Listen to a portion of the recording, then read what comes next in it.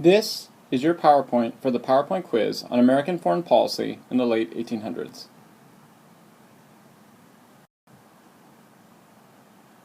The initial American foreign policies were set during the early part of the nation. George Washington established the first at Washington's farewell address. At his last address, at the end of his 2 terms as presidency, Washington established what's called the original foreign policy of neutrality, or isolationism. The idea was that America should not entangle itself in long-term alliances with Europeans. It could, however, establish alliances on a short-term basis based upon national interest. This was largely due to the relatively weak nature of the new nation after the Revolution. Our next major foreign policy started to break with this, but not significantly. It was called the Monroe Doctrine. President James Monroe in 1820 issued a doctrine that effectively claimed that the United States was the leader of the Western Hemisphere. Europeans would have to go through the United States in order to gain permission to interfere in Central or Southern Europe.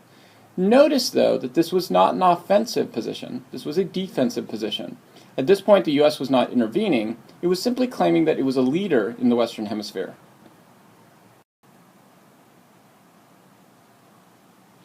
The major break in foreign policy occurred with Manifest Destiny. This took place in the 1830s.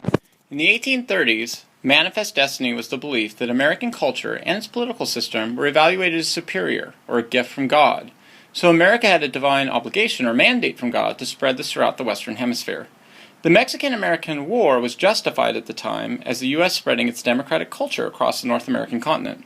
The actual dream of Manifest Destiny was not just for the North American continent. It was actually the belief that the U.S. would control everything in the Western Hemisphere except for Canada. The reason why Canada was excluded was because the U.S. had tried twice to go into Canada and had failed on both occasions, both during the American Revolution and then during the War of 1812. The real dream, though, was that America would eventually control Mexico, Central America, and South America. By the 1870s, Americans began to see Hawaii as a major stopping point for China and trade. American settlers at the time made only up about 2% of the population in Hawaii. However, the United States had just passed the McKinley Tariff that raised taxes on sugar traded from Hawaii over to America. So the American settlers started to rebel against the Queen at the time because they had hoped that they could join the United States and therefore end that tariff. Queen Liliuokalani tried to stop the settlers from taking over, so the settlers appealed to the United States for Marines. President Cleveland denied that request for Marines because it would violate national sovereignty. This means that Hawaii, being their own country, could not have another country come in and take it over. However, the next president, James McKinley, just ignored this, sent in the Marines, and took over Hawaii. His hope was this would eventually lead to better trade for the United States because Hawaii would be a refueling station to China. America had established its boundaries for North America following the Mexican-American War in the 1840s. In 1866, Secretary of State William Seward bought Alaska from the Russian Tsar Alexander III, establishing our boundaries up in the northeast. The American administrations then looked to future influence and trade with China. Also, in 1854, Commodore Perry had forced open Japan to trade with the Western world. This began to establish a long line from the United States in connection to its trade with China. American expansion was also based upon ideological beliefs. For example, Josiah Strong emphasized at the time, a writer, that Americans are superior both in their Christian culture and due to racial elements.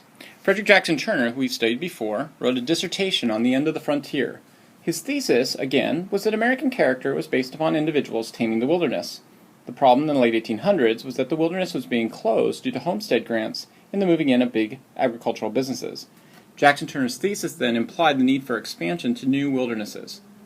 Admiral Alfred T. Mahan argued that we needed better naval bases around the world in order to extend American influence and power.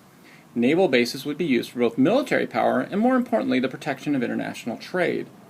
Also, he called for the development of a steel-based navy based upon steam power. This would modernize the navy, make it stronger, and help it to move faster.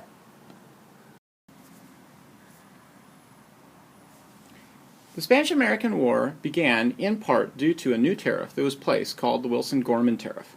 This tariff was placed upon Cuba but taken away from Hawaii because Hawaii was now part of the United States.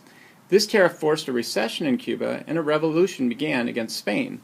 The rebels were placed in reconcentration camps by the general in the Spanish lead called Valeriano Weyler. Americans saw this as an analogy to their own rebellion against the British only a century earlier. At first, Americans did not want to get into the war. However, Cuban insurgents found a letter from the Spanish ambassador Enrique de Lome. De Lome said in his letter that President McKinley was a spineless leader, and that the Spanish would promise to leave only to buy time to beat the rebels. Then the American battleship, the Maine, blew up in Havana Harbor. The claim was that this was due to Spanish attacks. We now know today that this was not the case. In the 1970s, one of the U.S. admirals found out in his own investigation that the ship, the Maine, actually blew up due to an internal problem with the boiler system. However, war became such a great possibility partially due to the media.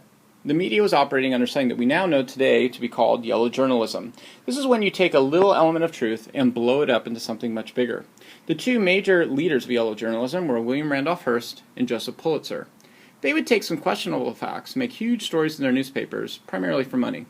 William Randolph Hearst was known for telling a reporter to give him a story, and then he would give the reporter a war. Their magazines and newspapers whipped up war fever based upon questionable information. The war ended up lasting 16 weeks.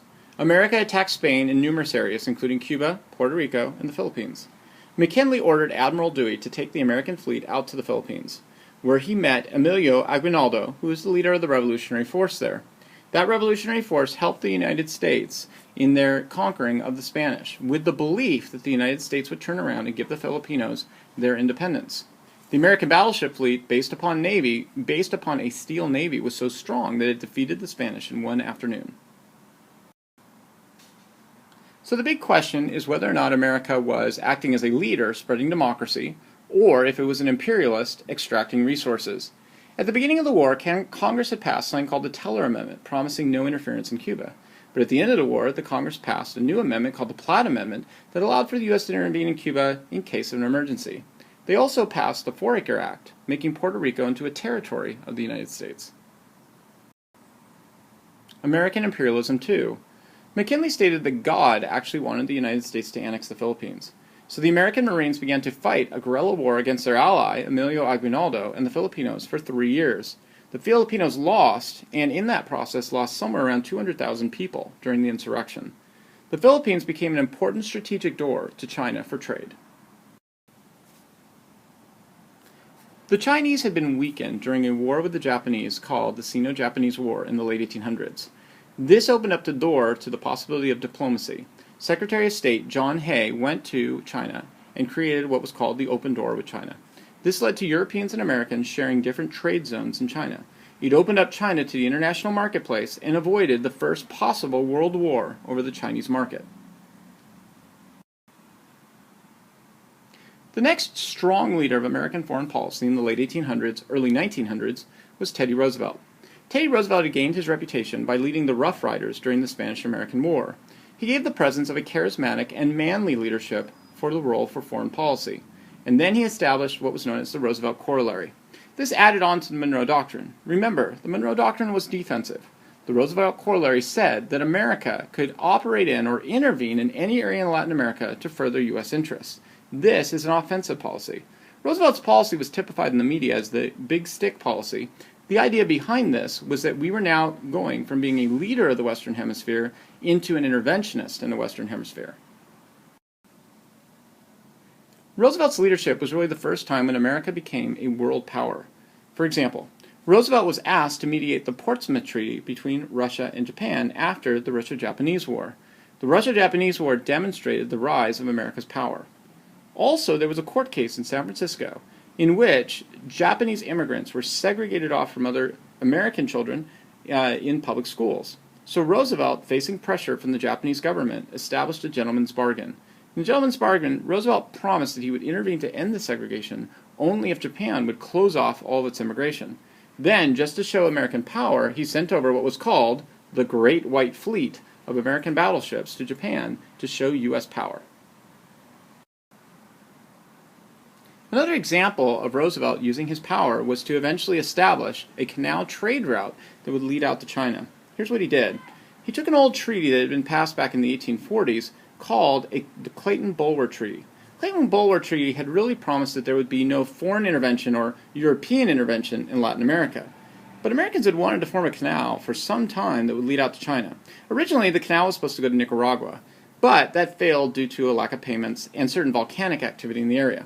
Roosevelt decided to push Colombia to build a canal. At the time, Panama was a part of Colombia. The French and Roosevelt incited the Panamanians into a rebellion against Colombia. Roosevelt then used the Clayton-Bulwer Treaty, which, remember, had originally said that there would be no intervention by European powers, but he changed that into the idea that any power would therefore be a foreign power, and therefore Colombia was a foreign power, and he blocked them off with the American Navy, allowing the Panamanians to rebel. This then allowed America to negotiate directly with Panama to create a canal and connect the U.S. to the Atlantic, Pacific, Hawaii, and then Chinese trade.